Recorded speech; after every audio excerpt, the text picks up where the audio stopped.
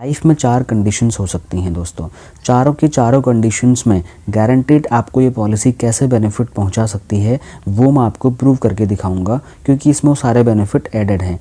Life में 4 conditions हो सकती हैं। एक तो ये कि आप अपनी पॉलिसी को पूरा करें, यानी कि आप ज़िंदा रहें 25 साल तक और मैच्योरिटी लें। ये हो गई कंडीशन नंबर 1, जिसमें मैं लिख रहा हूँ मैच्योर। कंडीशन नंबर 2 भी हो सकती है, पॉलिसी ड्यूरेशन के बीच में कभी भी पॉलिसी होल्डर के साथ में डेथ हो सकती है या उसकी नॉर्मल डेथ हो सकती है, उसको बीमारी लगी या कोई उसको और कोई रीज़न से उसकी नॉर्मल डेथ होगी।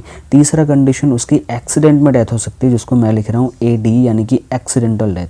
चौथा एक्सीडेंटल, उसका एक्सीडेंट होता है, डेथ नहीं होती, लेकिन परमानेंट डिसेबिलिटी हो जाती है, वो परमानेंट अपंग हो जाता है।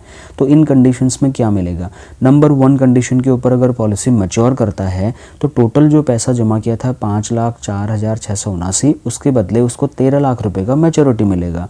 तो टोटल अगर नेट प्रॉफिट की हमने जो अभी बात की थी उसके अकॉर्डिंग हमने जो अमाउंट लिया था, जो नेट प्रॉफिट इस पॉलिसी के अंतर्गत हमको मिला था, वो हमको मिला था लगभग 7,95,321 रुपये का। ये हो गया कंडीशन नंबर 1। कंडीशन नंबर 2 में अगर पॉलिसी होल्डर की ड्यूरेशन के बीच में कभी भी एक्सीडेंटल डेथ हो जाती है तो 10 लाख रुपए का इंस्टेंटली बेनिफिट नॉमिनी को मिलेगा। 10 लाख रुपए इसलिए क्योंकि सम एश्योर्ड का डबल मिलता है और मैंने टर्म राइडर 5 लाख का ऐड किया है, और उसके साथ साथ फ्यूचर का सारा पैसा वेव ऑफ हो जाता है, यानी कि नॉमिनी को कोई भी भविष्य में प्रीमियम जमा नहीं करना होता है। और 50,000 रुपये साल भर का एक बार में उसको मैच्योरिटी तक हर साल अलग से मिलता रहता है, यानी कि ये 50,000 हुआ सम एश्योर्ड का 10%। यहाँ पर एग्जाम्पल 5 लाख का है इसलिए मैंने 50,000 लिखा हुआ है। आप 10 लाख का लेंगे तो 1 लाख हो जाएगा। लेकिन पॉलिसी फ्री में चलता रहेगा, without any premium policy continue रहेगा, पॉलिसी यहाँ पर टर्मिनेट नहीं होगा, जो इसका और एक अदर USP है। लेकिन लास्ट में जब पॉलिसी का मैच्योरिटी का टाइम आएगा तो 13 लाख रुपए गारंटेड इस पॉलिसी के माध्यम से उसके नॉमिनी को उसकी बेटी के कन्यादान के लिए बिल्कुल मिलने वाले हैं, भले ही ये पॉलिसी होल्डर एक्सीडेंटल डेथ में मर गया है।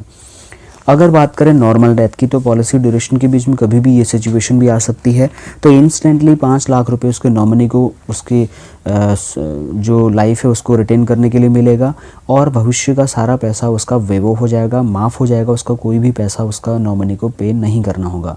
सम एश्योर्ड का 10% यानी कि 5 लाख का 10% यानी कि 50,000 रुपये साल भर का उसको मिलता रहेगा मैच्योरिटी की पहली एनिवर्सरी तक। तो इस तरीके से ये बेनिफिट इसमें ऐड किया जाएगा और पॉलिसी बिल्कुल फ्री ऑफ कॉस्ट उसका चलता रहेगा, कोई प्रीमियम उसको जमा नहीं करना होगा।